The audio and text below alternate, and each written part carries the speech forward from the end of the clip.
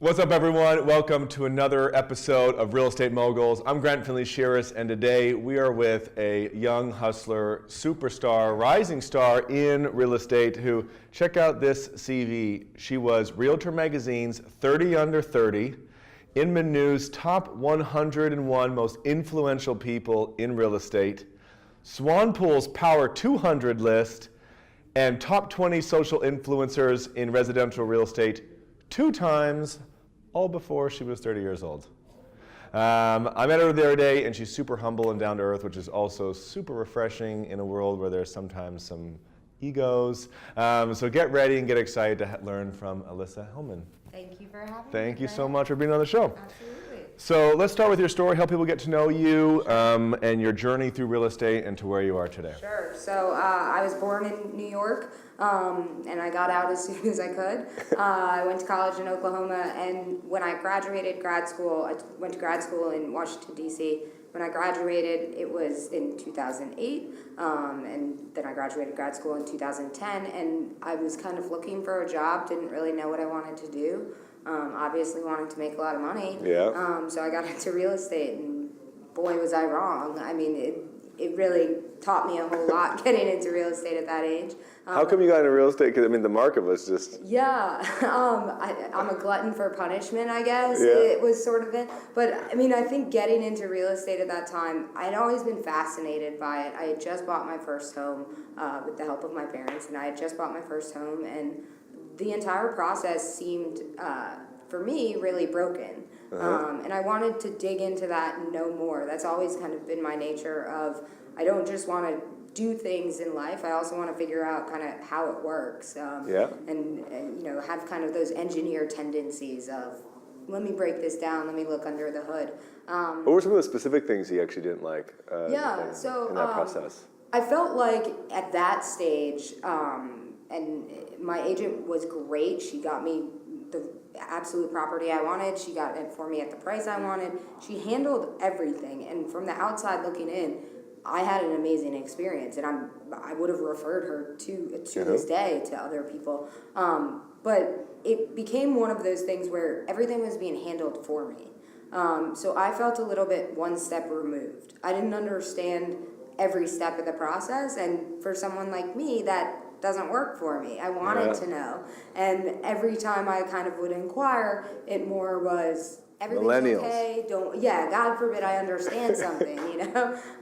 And it was, everything's okay, you don't need to worry about it, we got that covered. And I appreciate the service element to that, but I wanted to be part of the process, not just a party to the process. Yeah, seriously, if you're a broker or franchise owner and you want to get to know millennials, this is literally what we think about. Yes, so absolutely. And I think that's the thing is like we have this reputation of being these entitled, lazy folks, and I feel like every millennial I know really wants to dig in and understand what is this process, how can I make this better? When we see a problem, we don't just gripe about the problem, we try and do something to fix it. And you know, that's something I've always loved about real estate is it's such a fluid process and a fluid industry that you really can kind of bootstrap your own fixes for things and make a big difference. Cool. So you became a realtor and then discussed your journey through real estate, and now you're on the coach and consultant side. So when I became a realtor, I joined Long & Foster, which at the time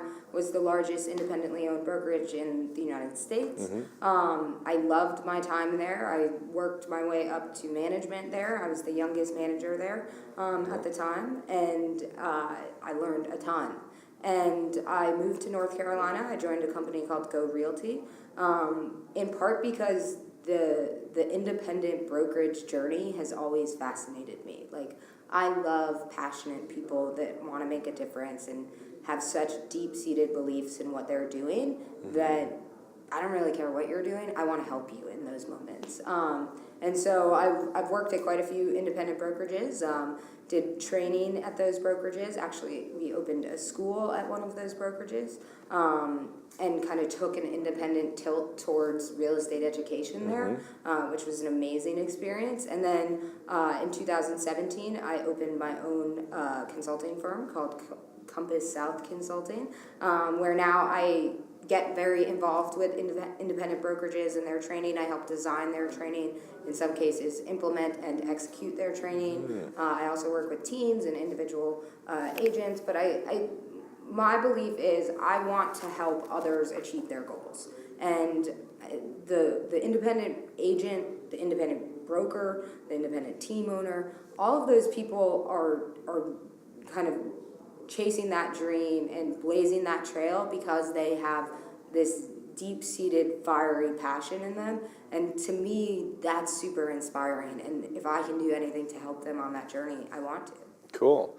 So let's talk about what you're doing for the agent and the brokerage. So there's business plans now for both these people, and with the industry moving in different directions now and shifting a bit and new technologies coming in, what are you finding needs to be different in the business plans for the agent and for the broker as compared to maybe 3 to 5 years ago? Yeah. Because the industry's moved even a lot in the last 3 to 5 years, and you were in it on the ground doing the work. So what are you finding is the different things that you now know people need to be putting in their business plans because of the way the industry is moving and the technologies are coming out? Yeah, I wouldn't say it's 100% a difference, but I think our industry is so much more consumer driven than we ever have been, which I love because I'm a people person. That's what drives me. And so with kind of this uprising of tech, we sort of went to one polar end of machine automation, not people-driven, process-oriented. Let's refine the process, make it really streamlined. Let's handle all the details. And I don't think that's a bad thing, but I think we're kind of coming back from that, back to, Grant, how can I help you? The art. What do you want? Giving this personalized, customized experience to people, and being more nimble in those ways where you can respond to people and give them their individual experiences in a way that is really satisfying to them. And that's becoming so much more important. However, there's kind of that dichotomy of, well, I want to do something super personalized, but that's really, really time consuming. And so that's kind of where tech sort of intersects there and helps you do that in a really effective way. Now, when you make these business plans for the agent and for the broker, they now got to go work that plan. Yes. And I think a lot of people who are on the coach consultant side or the vendor side providing services and technologies to an agent or a broker, where they are like, yeah, I made a plan. Yeah, I bought this product. I'm really excited to use it. And then they fall off the map. What are some things that you've noticed works to help those two people execute on that plan or on this new service that they're implementing? Right. It's like anything. So like you shared with me your backgrounds in fitness. It's the same as a fitness routine. And I tell everybody that, where, just because you buy a bench press or a treadmill or an exercise bike doesn't mean you're going to lose 25 pounds. Yeah. You've got to get on the bike. You've got to pedal the pedals. You've got to make that part of your daily routine. And so one thing that I think is really different from 5 years ago is business planning used to be, let's make the plan, let's set the number goals, and then that was the end of the business planning session. And that's really a huge problem, because that's like saying, I want to lose 25 pounds, I'm going to buy this bike, and then not doing anything. Yeah. And so one of the things we do is we work with you to say, okay, Grant, tell me about your day. What's your average day look like? Or what's your business really look like? Because how are you going to implement this? There's something called Parkinson's Law, and Parkinson's Law is we will use up however much of anything is given to us. So money, time, resources, whatever it may be.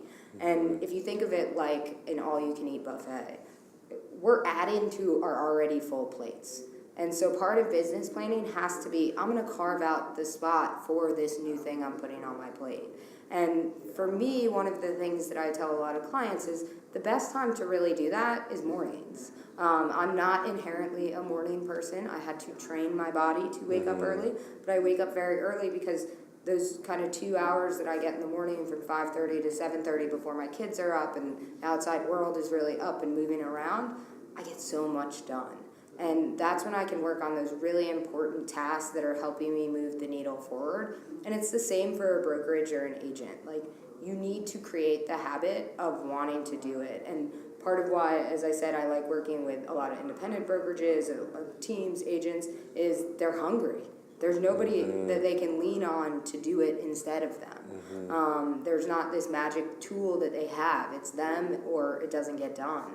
And so creating those habits is central to actually executing the plan. And it's all in the name, the goals are the goals, but without the plan and without the daily action, it's nothing. It's just words on a page. And we're really passionate about, okay, let's create the plan that works for you and what's sustainable. So the way, your exercise routine likely looks very different than mine, and that's okay, because honestly, like, my body may not respond to the exercise routine that you have.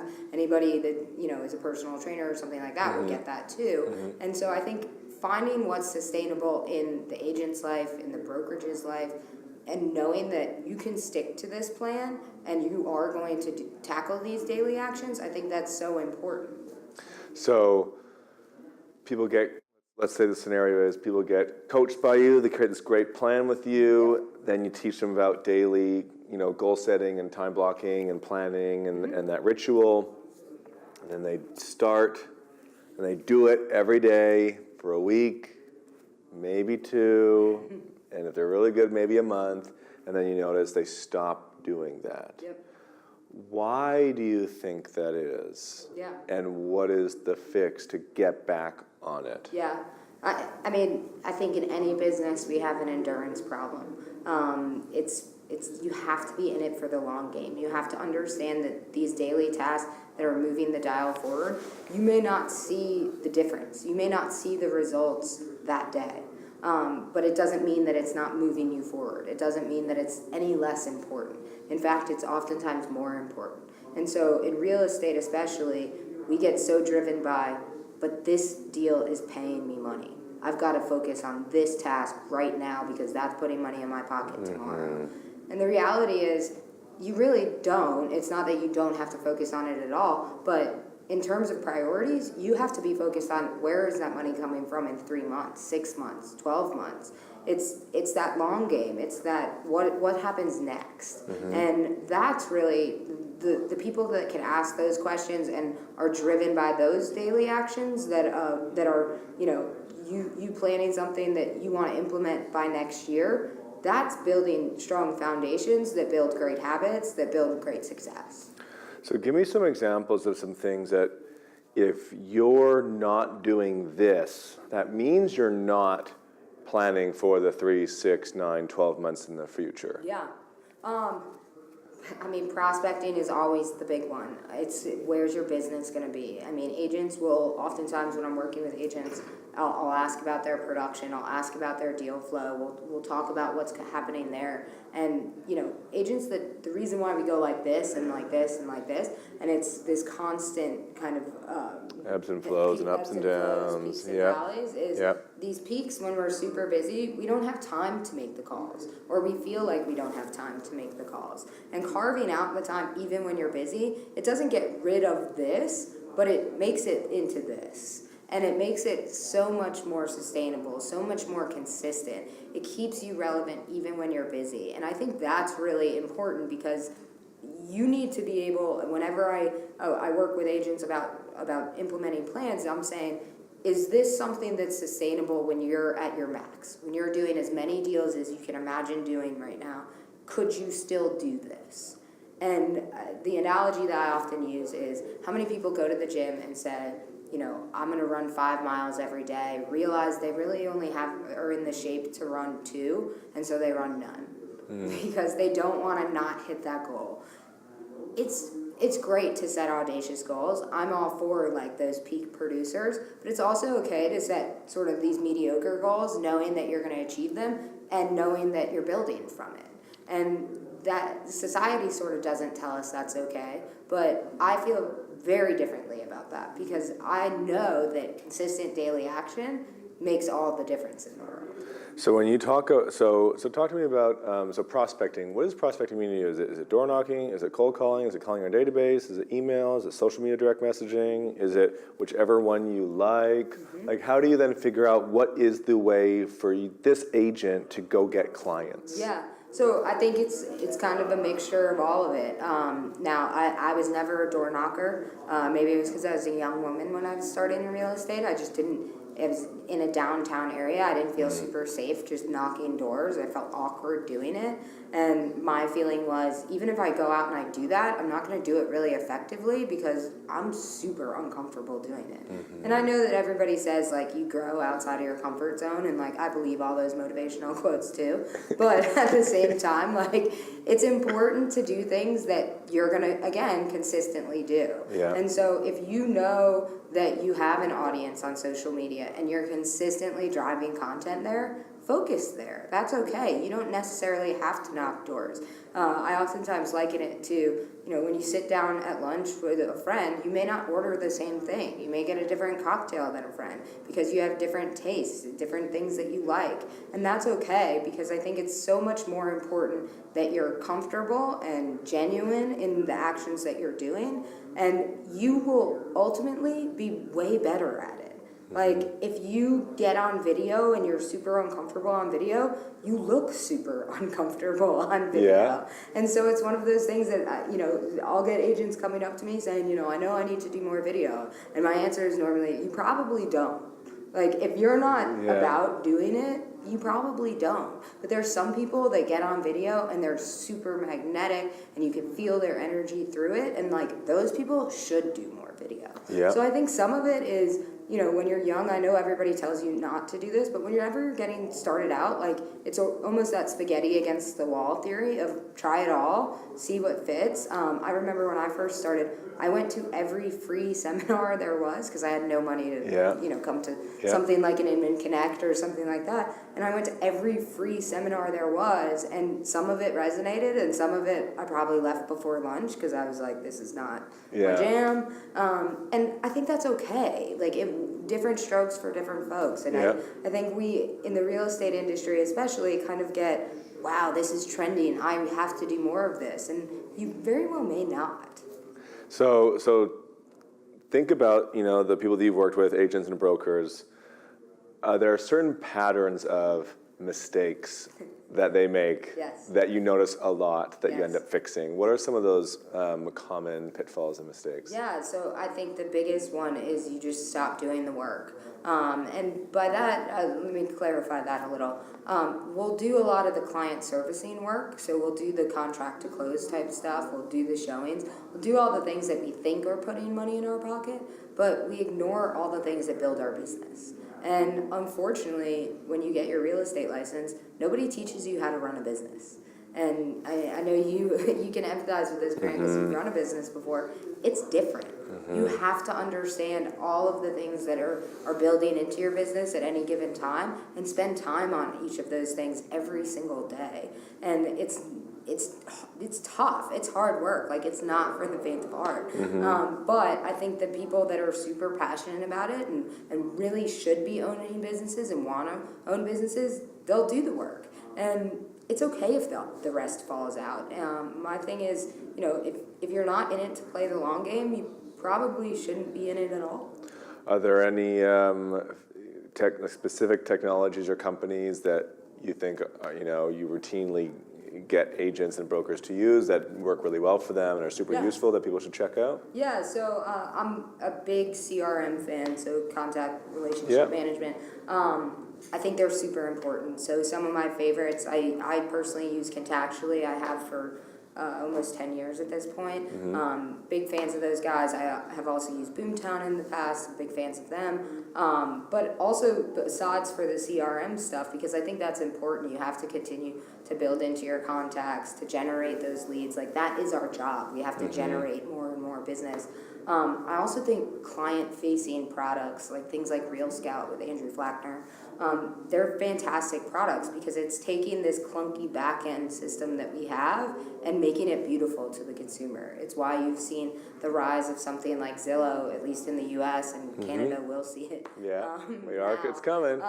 But it's why consumers have been driven by something like Zillow, is they're empowered in a really sleek-looking system to do what they believe is the right data. Now, the fact of the inaccuracies and things like that, it kind of falls where it may. The chips fall where they may. And I think that's important for us to understand is the consumer wants to be part of it. Consumer behavior now, what I'm seeing happen is what I felt happening in 2008 when I bought my first home of, I want to put my hands on it. I want to be part of this process. And more the products that are allowing consumers to be part of the process, I think those are huge opportunities for brokers. I think the days of us handling it start to finish and just delivering stats and facts, they're long gone, in my opinion. Tell us about the future of your business. Like, what's in store? Like, what are you working on? Yeah, so we are growing like crazy, which thankfully I feel super blessed about that. We work with tons of independent brokerages and teams and agents to help them build plans, implement training, design training, execute the training. But we also have really affordable products that I think that is a big thing that sets us apart from a lot of coaches and consultants. Is when I first started, as I said, I didn't have 2 nickels to rub together in terms of training. I was going to all these free events. And so when I created the company, that's really what I wanted, because I believe when agents are getting high quality training earlier, they're getting good coaching earlier, I think it makes a huge difference in your business. Being a business owner now, I still have mentors and coaches that I look to for advice and counsel that have been where I am. And that's something in our industry that was in the past kind of reserved for the top producers. You sort of had to get to a certain level of business before it made financial sense to invest in that way. And I think that's a huge mistake, because then what you're doing is you're breaking bad habits and trying to build good ones instead of building good ones from the start. So we offer a monthly coaching club that's really affordable. It's $99 a month. We do a free show on Facebook that people can register for each month, where we have guests like someone like yourself. Agents can attend live, but then we also have the subscription product that's $99 a month that has extra resources. You're gaining from that network. You're getting a recording library of all of our episodes. So it's super easy, super accessible. And the way we've really designed it is the average Compass South client will move up through the ranks of our system and will be a client for life, because that's how I've built every business I've ever been a part of, and not something I plan on losing anytime soon. Very cool. Now, there's obviously challenges in growing that business, I'm sure. So we have this amazing community of people who might be able to help you with some of your challenges and some of your needs. So when you think about where you want to go as a company and what you got to do to get there, what are some of the challenges and needs that you have? What are some of the challenges? I guess the unknown. The people that have been through it, like some of the best lessons I've learned have been people that have built similar like-minded companies or other products, and they've just learned from the experience. Almost everyone, you asked the other day, what are your goals when you come to something like this? And I said, I talk to everybody. I want to know what their experience has been. I want to know how they've adjusted, how they've pivoted, when they've known they should pivot, when they've known they should abandon. I think that's the big difference between me and a lot of people, and it has been, if there's a secret sauce, that's probably what it's been for me, is I'm not afraid to say, we got to pivot away from this. This isn't right. And so, I don't know what I don't know, but that's a little exciting too. I think that's the kind of the excitement of being an entrepreneur, is you don't know everything, but you can't wait to find out. Yeah.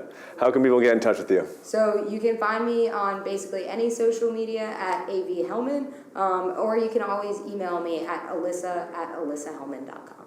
Awesome. Well, hey, if you haven't already, subscribe to the YouTube show and the podcast so you can learn from more real estate experts and moguls and young hustlers like Alyssa. Thanks so much for being on the show. Me. Yeah, absolutely. See you next time.